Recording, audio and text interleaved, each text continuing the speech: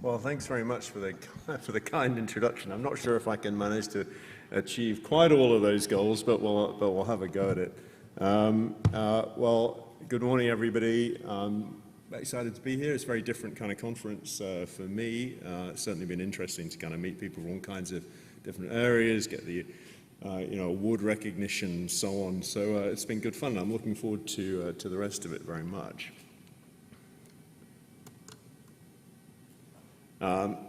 Okay, so why am I talking about this? I mean, I gave a couple of different, suggested a couple of different talks that I might do, and this was the one the organizers kind of seemed to think might be most relevant for you guys. And why am I doing this? I'm primarily a clinician, really. I mean, I worked in the NHS in the UK for about 35 years, and the last few years I've been working in Saudi Arabia, and as you heard, I'm chairman of anesthesia at King Faisal. I also have an academic position at King Faisal. And I've worked with a couple of universities, both in the UK and also here not here, sorry, but also in Saudi Arabia. And, my main interest has really been in translation of engineering into medical applications. So what I thought we'd try and cover today is, why is it potentially useful to know something about research funding, even if you're not directly applying yourself?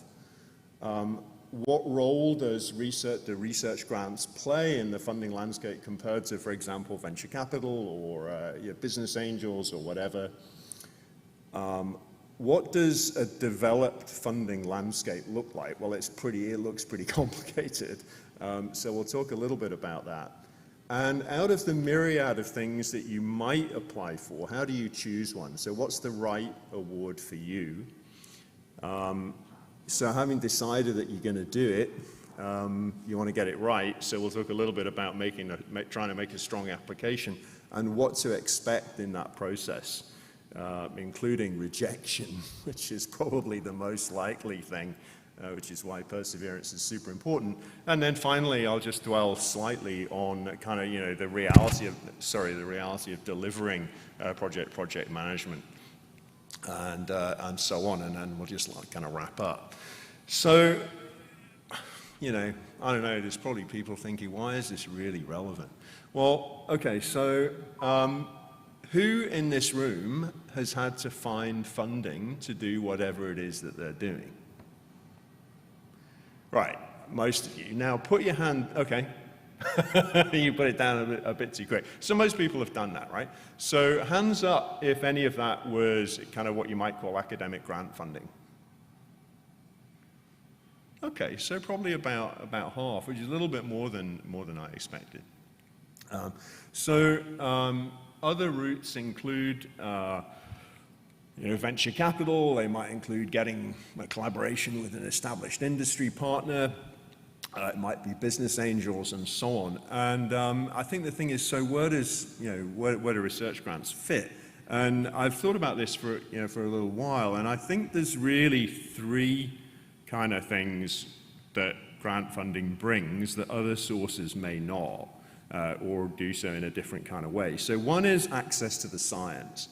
So most of these awards are linked to an academic institution, and they may have access to really pretty cutting-edge stuff that isn't quite out there in the market yet. So it's a way for you to access that, and it's also a way for the kind of scientists and engineers and stuff to actually get, they need applications, they need us too, in order to help them realize their ideas and so on. So one is the access to the science.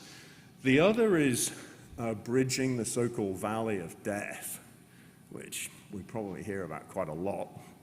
And lastly is the fact that, so grant funding can be quite useful for that, in the sense that, research funders may be more prepared to accept some of the risks around bridging that valley than perhaps, venture capital or something.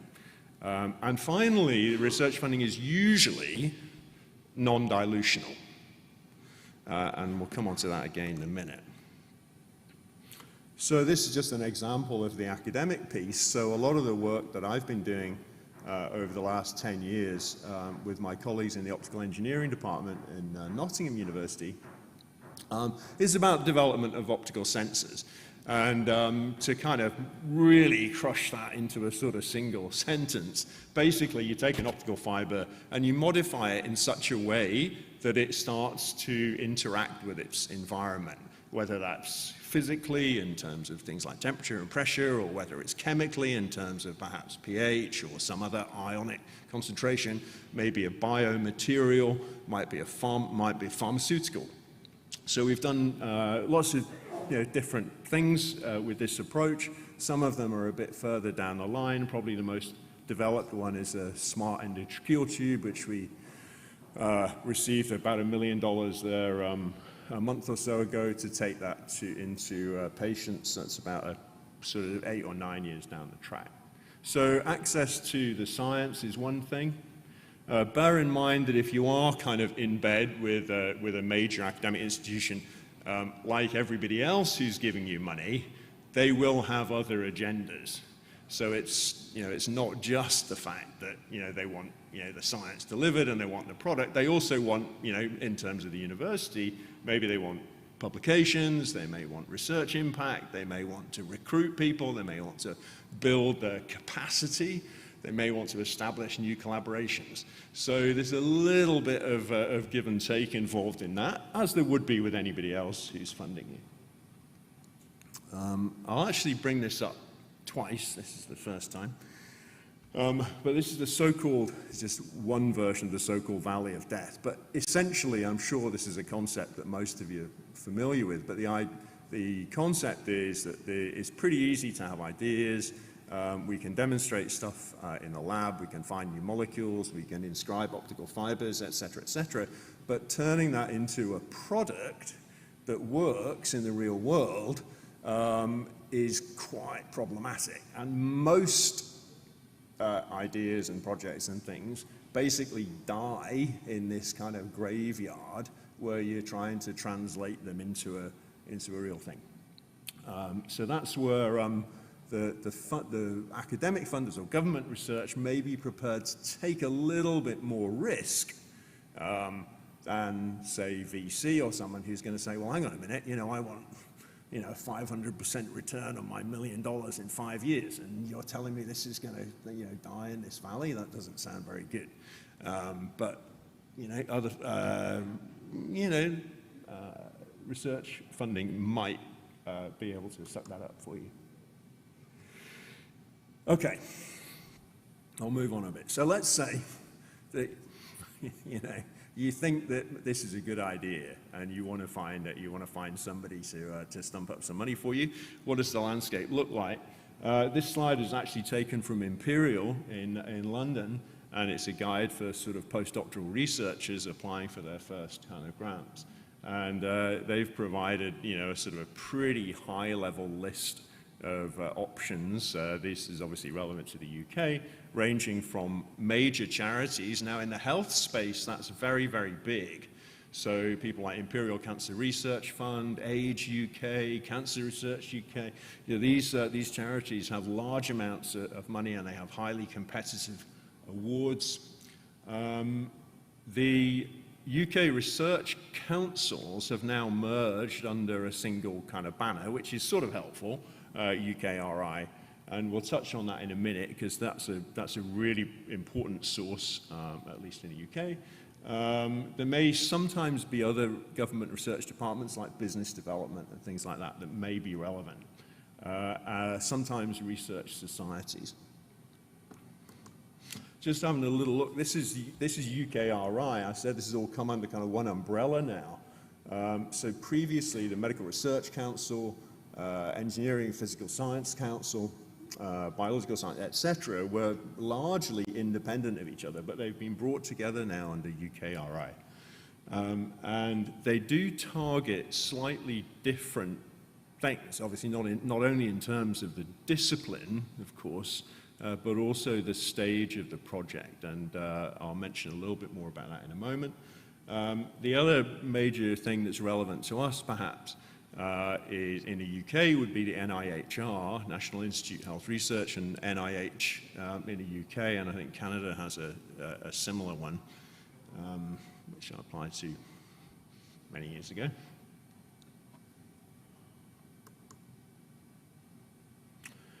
So, out of all this kind of landscape, complicated places, where do you go? Well, one of the things that you want to think about is where are you in this so-called TRL pathway? So probably most of you have come across this idea. I think it arose in the military originally, where you know, down it's a scale essentially from 1 to 9, where 1 is something that's essentially, you know, a blue sky idea. You know, wouldn't it be great if I had an X-ray laser that shot things out of the sky a million miles away? And then, you know, 9 is you're actually doing it. So many of these awards are targeted at a particular stage in the evolution of a project. And that can be pretty helpful if it maps to your stage, and obviously not if it doesn't. And I would say I have been caught out a little bit in the past. So NIHR, for example, have some funding streams that are aimed kind of at the right-hand end.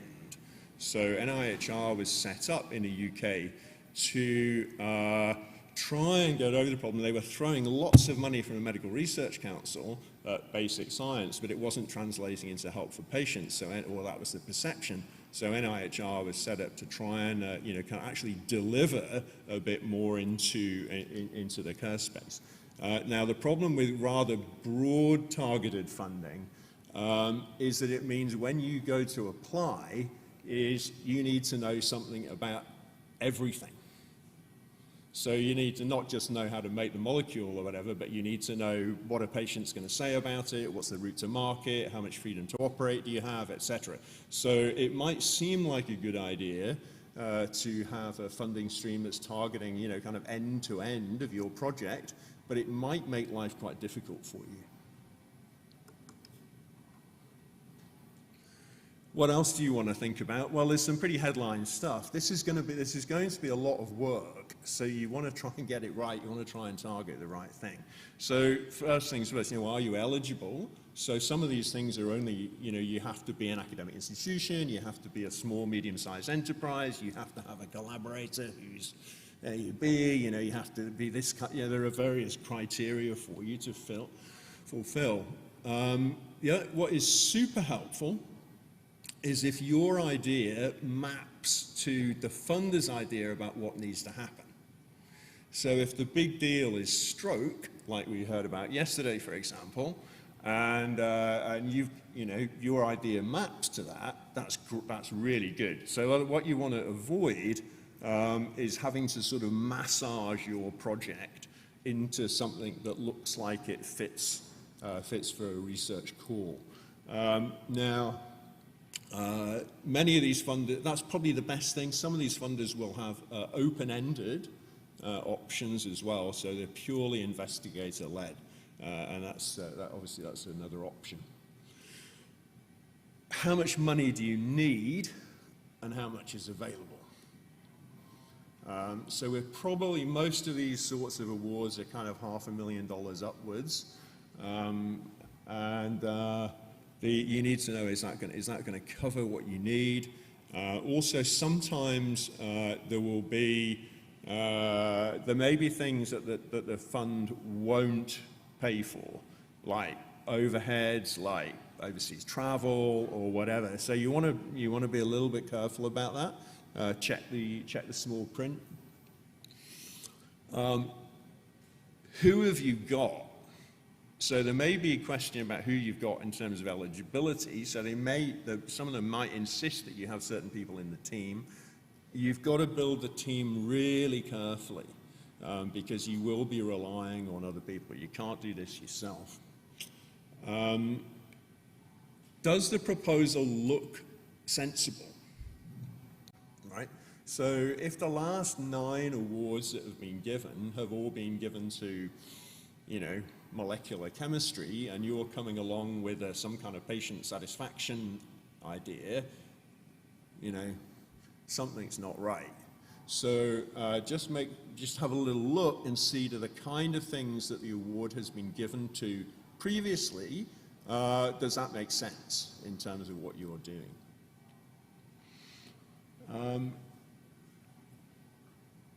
Okay, make sure that you're not excluded. So you can get quite a way down the track with this stuff and then get tripped over at the end, which is difficult. So it's worth reading the small print. What can you expect? Well, it's going to be tough. You know, nobody's giving this stuff away. It will be time consuming. It will probably suck the life out of you for several months. You're probably not going to be successful. That's the reality. So most of these funding streams have a success rate in the 20–30% sort of territory, and you know, you're competing with very high quality applications and strong teams. So persistence is really key. You've got to articulate every part of the piece. So, you know, the case of need is probably number one. You know, what are you trying to do and does it matter? It's like, you know, reviewing a research proposal. The most important thing is the question. So what are you doing and does it matter? How much difference will it make? Is there space out there for another drug, another molecule, another piece of equipment? You know, can you get into that? What will patients think about it? Do they care? You know, do they want to be, I don't know, awake more quickly or have less pain or less sickness or, you know, mobilize better after their surgery? What do they want? Because if the patients won't buy into it, then it's, you know, it's probably not got a lot of legs. And certainly, so that's, you know, it's kind of buy-in. Maybe who is your user group? So are you selling into industry? Are you expecting clinicians to take it up? So do your kind of market research. Your plan you need to get your plan out of your head and into some kind of Gantt chart or whatever. You need to really, really think about your deliverables, you know, make your objectives smart, measurable, you know, that they make sense to the funder. So the funder can say, okay, so we'll give them a year to make the molecule. Once they've got the molecule, we'll do the next step. So really try and map it out. As I said before, build the team, you know, really well. I have a colleague of mine. You are going to rely on everybody to do their piece.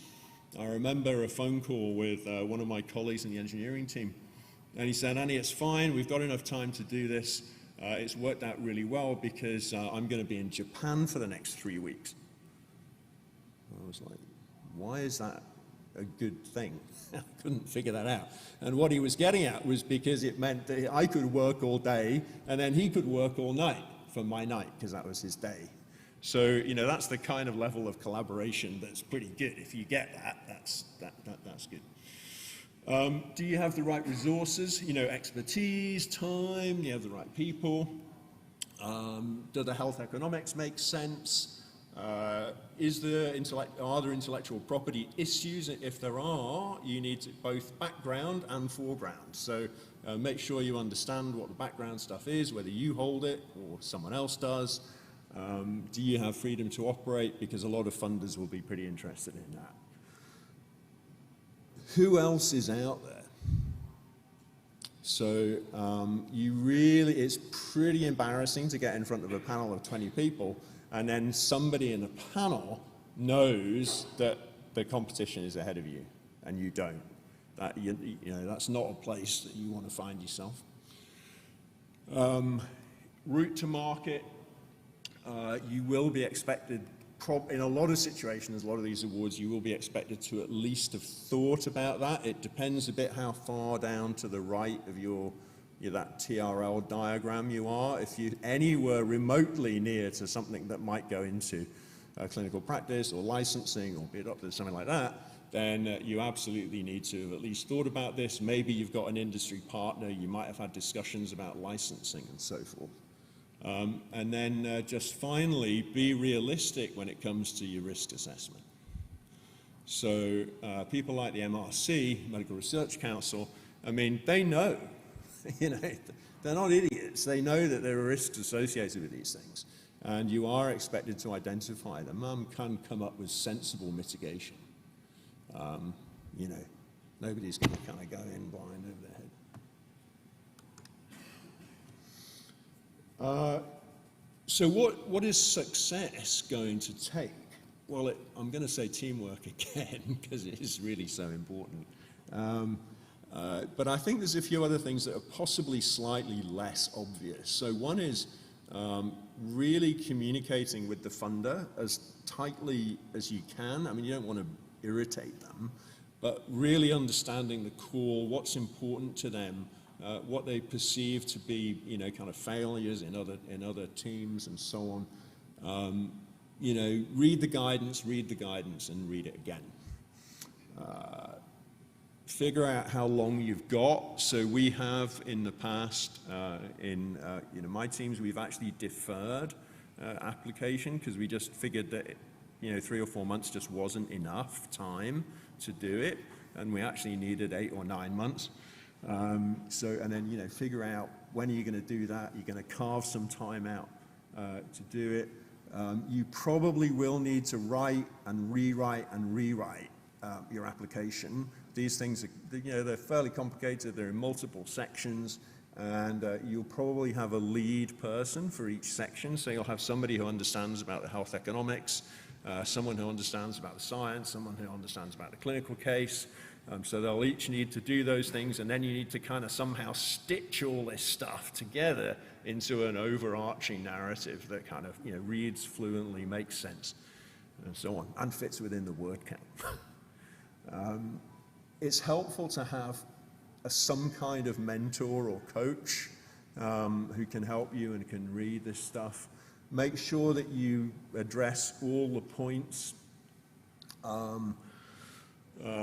What our guys tend to do is we do normally get to a fairly advanced stage and then go through an internal peer review process. So we'll pick some people who have been successful in the field. They know something about it. They're not necessarily quite in your territory, but they can at least read it and say it makes sense to them.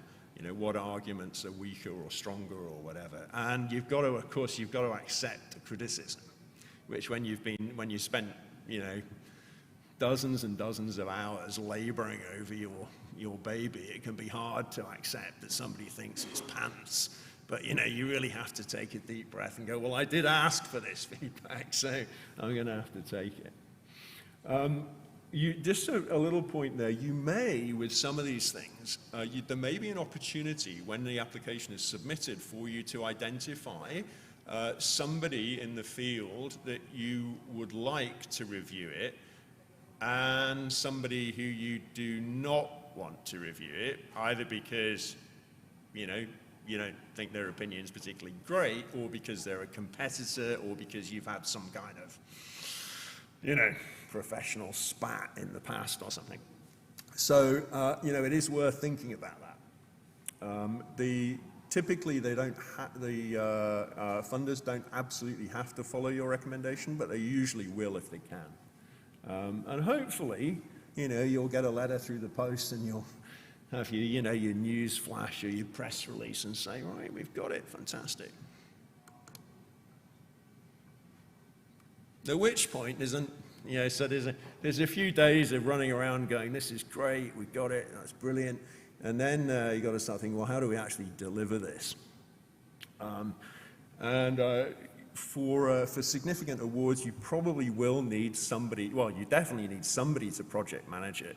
That might even be somebody that is essentially what they're there for. So it's not me or you actually bring someone who's got project management expertise to help you.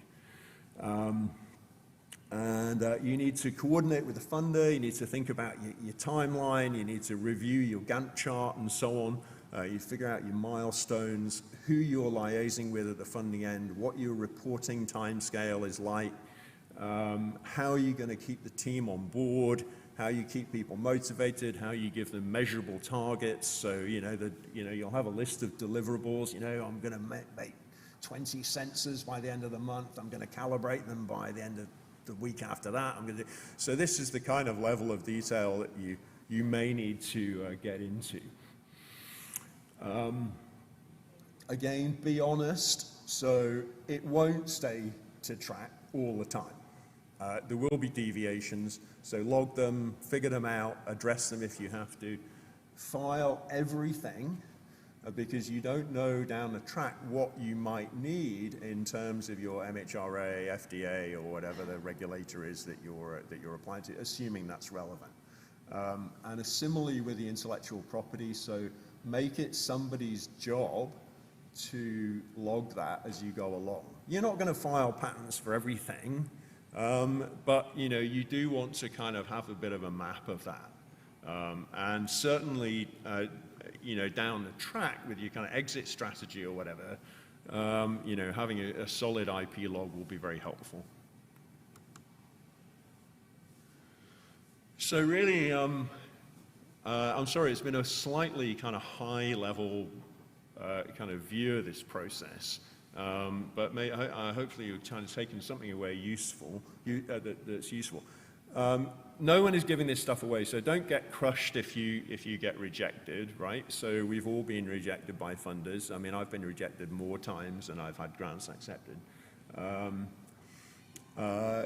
One of the things I didn't mention, but actually I do think is a strength of this approach in terms of innovation and med tech and stuff, is that the funding assessment, the proposal assessment process is so comprehensive that's quite a useful exercise in its own right. If you go to somebody whose pet thing is funding multiple sclerosis or something, great, they're enthusiastic, they're on board, you've sold them the message.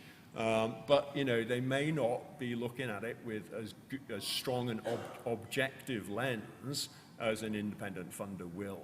So you can bring some confidence in the fact that if you go to NIHR innovation route and they think it's okay, then it's probably okay and it all makes sense.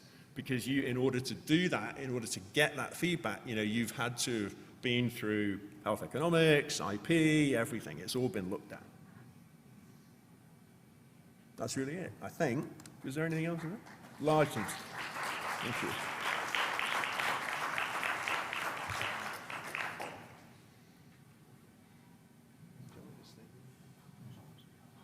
Do we have any questions for Mr. Norris on funding?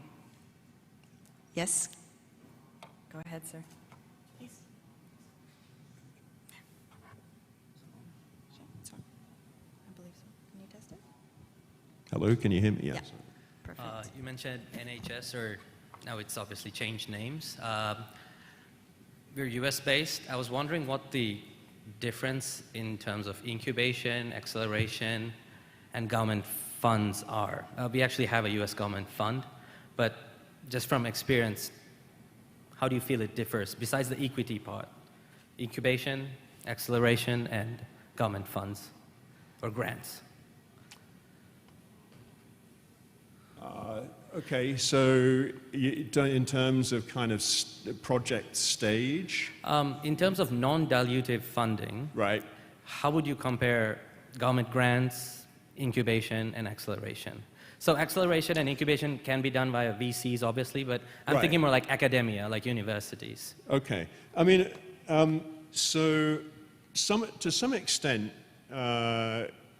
the government research, I mean, it doesn't have to be government research funding, it might be charitable research funding or something. And I think you're kind of right in the sense that typically that's a bit earlier stage, right? So once you have a commercial entity, then you're starting to move into slightly different territory. Now, that doesn't mean that you can't access funding. So I'm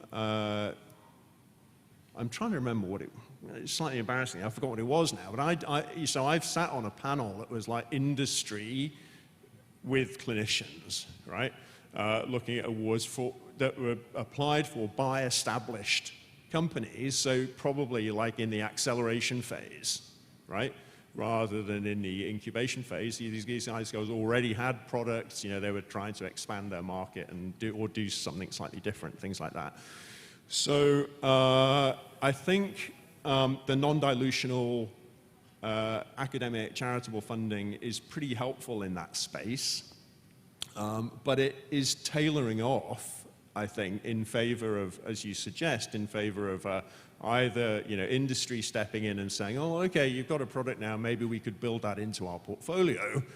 Because in my experience, the big med tech players like, I don't know, Medtronic, GE, these kinds of people, they really like new stuff, but they'd rather you did the work. And then they picked it up once you've de-risked it. And in terms of kind of acceleration, again, so venture capital, the first thing out of the box that they're going to say is, well, what's the total addressable market and how much of it do you think you'll get and by when, right? And if you're struggling with those, then they're out of the door straight away. So I think, I'm not sure I've answered the question, but I think in terms of both right at the start of the journey, incubation and acceleration, you can still access this sort of funding if you find the right stream. So Innovate UK, for example, you've got to be a small, medium-sized enterprise to qualify type thing. And if you don't, then you're absolutely right, then you're looking at sort of dilutional funding, Shark Tank type stuff. Now, the advantage of taking it with public money as far as you can, or one of the advantages of that, is that all the time that you're doing that, you're building value, right? So by the time you've had, £3 or £4 million worth of government research funding, you've now built something, right? Hopefully something useful. So when you then want, I don't know, $500,000 for your new fancy whatever it is, microscope, 3D printer, or, to hire somebody for a while, right? That now represents only 20% of the value of your business rather than 50%. So you don't, if you've built it in the public space, you don't later have to give so much of it away. Makes sense, thanks. Thank you. Thank you, Mr. Norris. That was very insightful. But we're all out of time, sadly. Please put your hands together for Andrew Norris. Thank you.